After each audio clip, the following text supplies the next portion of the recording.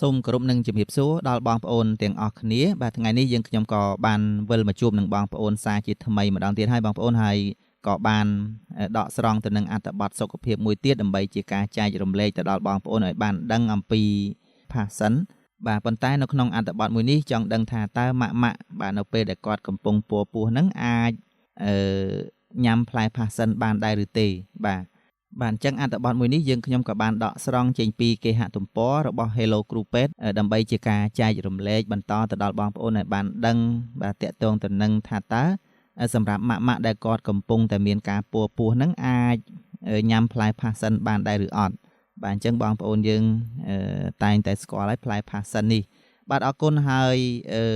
ដូច្នេះសូមបងប្អូនទាំងអស់គ្នាមកតាមដានស្ដាប់ជាមួយនឹងយើងខ្ញុំតែម្ដងជាក់ស្ដែងមានផ្លែឈើនិងបន្លែជាច្រើនប្រភេទដែលផ្ដល់អត្ថប្រយោជន៍ដ៏ល្អចំពោះសុខភាពប៉ុន្តែផ្លែឈើនិងបន្លែខ្លះកាន់តែមានអត្ថប្រយោជន៍បន្ថែមអំឡុងពេលបងប្អូនមានផ្ទៃពោះហើយផ្លែផាសិន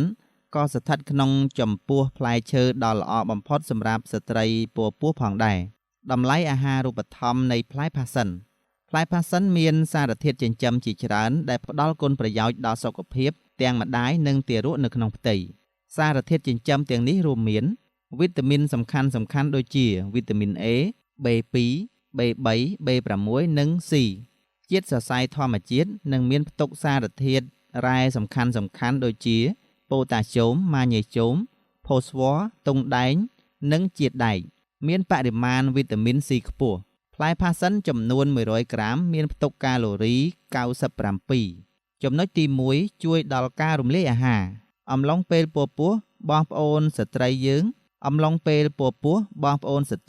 តែងតែមានអាការៈចុកពោះនិងពិបាកនៅក្នុងការរំលាយអាហារដោយសារតែមានការផ្លាស់ប្ដូរភ្លាមនៅក្នុងរាងកាយផ្លែផាសិនសម្បូរទៅដោយជាតិសរសៃដែលអាចជួយដោះស្រាយបញ្ហារំលាយអាហារបានយ៉ាងមានប្រសិទ្ធភាពចំណុចទី2ជួយពង្រឹងប្រព័ន្ធភាពស៊ាំជាមួយគ្នានេះដែរផ្លែផាសិនក៏ជាប្រភពដ៏ល្អនៃវីតាមីន C ដែលជាសារធាតុប្រឆាំងអុកស៊ីតកម្មព្រមទាំងរូបមន្តធម្មជាតិដ៏ពិសេសក្នុងការបញ្ជៀសជំងឺផ្សេងដោយការពង្រឹងប្រព័ន្ធភាពស៊ាំផ្លែផាសិនចំនួន100ក្រាមមានវីតាមីន C ច្រើនជាង 50% ចំណុចទី3ជួយឲ្យឆ្អឹងរឹងមាំដោយសារតែផ្លែឈើមួយប្រភេទនេះសម្បូរទៅដោយជាតិរ៉ែដូចជាផូស្វ័រនិងកាល់ស្យូមវាអាចជួយការពារឆ្អឹងរបស់ម៉ាក់កុំឲ្យទន់ខ្សោយនៅអំឡុងពេលពោះពោះចំណុចទី4កាត់បន្ថយជំងឺគេងមិនលក់បន្ថែមពីនេះផ្លែផាសិនផ្ទុកទៅដោយសារធាតុអាល់កាឡុយ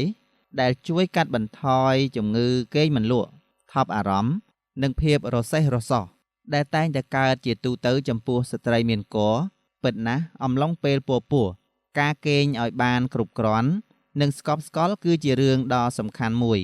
ចំណុចទី5ផ្ដល់អត្ថប្រយោជន៍ចំពោះស្បែកអំឡុងពេលពោះពោះស្បែករបស់ម៉ាក់តែងតែកើតមានបញ្ហាមុន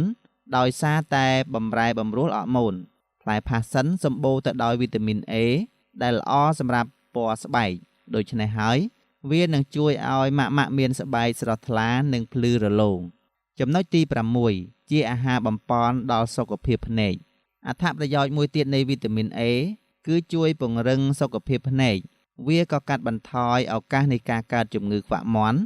និងជំងឺភ្នែកឡើងបាយចំពោះស្ត្រីកំពុងពោះពោះថែមទៀតផងចំណុចទី7គ្រប់គ្រងសម្ពាធឈាមបានល្អទន្ទឹមនឹងនេះដែរផ្លែផាសិនក៏ជួយគ្រប់គ្រងសម្ពាធឈាមបានល្អដោយសារតែវាមានជាតិប៉ូតាស្យូមខ្ពស់ដែលជាសារធាតុរ៉ែដ៏ចាំបាច់សម្រាប់រាងកាយបាទអស់លោកស្រីបងប្អូនទាំងអស់គ្នាបាទនេះគឺជា7ចំណុចបាទចំពោះ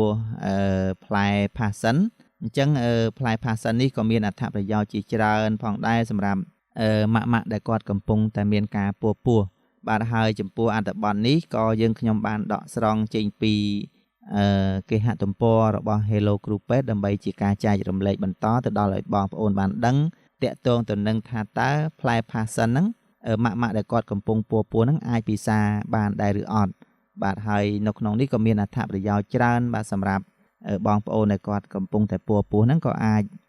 ប្រើប្រាស់ទៅលើផ្លែផាសិននេះបានដែរបាទ បាទអរគុណហើយចំពោះអត្ថបទសុខភាពនេះយើងខ្ញុំក៏សូមបញ្ចប់ត្រឹមតែប៉ុណ្នេះហើយមុននឹងបញ្ចប់នេះក៏សូមខន្តីអភ័យទោសដល់កំហុសខុសឆ្គងហើយក៏សូមគោរពជូនពរដល់បងប្អូនទាំងអស់គ្នា